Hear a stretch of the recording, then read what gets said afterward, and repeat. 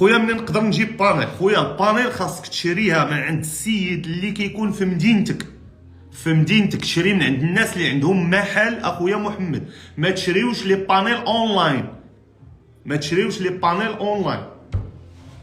علاش؟ باش اخويا لو وقع شي مشكل في السيرفر، ولا وقع شي مشكل في داك الاشتراك، ولا وقع لك شي مشكل مع اي كما كان الحال، كنمشيو للمحل. الناس اللي عندهم المحل ناس موثوقين، ناس يخافوا على السمعه ديالهم. واحد عرفتيه في الانترنت غيدير لك بلوكي هزك الماء.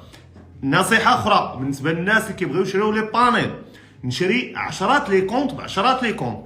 ماشي اليوم شريت 10 دغيا بعتهم، غدا شريت 10 مشاو ليا في النهار، وتشيز نورمال انك دوز لواحد المرحله تبدا تشري من عند نفس السيد. يلا ضربتي معاه واحد 15 يوم لا تولي تشري ليا 100 كونط في السيمانه باش يلا دوز بهم السيمانه.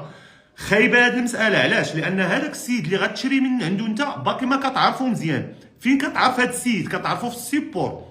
يعني ملي كيوقع لك شي مشكل مع الكليان، انت راه ما عندكش اكسي للسيرفر، يعني خصك تهضر مع مول البانيل. خويا راه واحد القناه ما خداماش. الوغ مثلا خويا هذا خاصو هو نورمالمون في نهار يقدر يحل لك المشكل 5 سوايع 6 سوايع.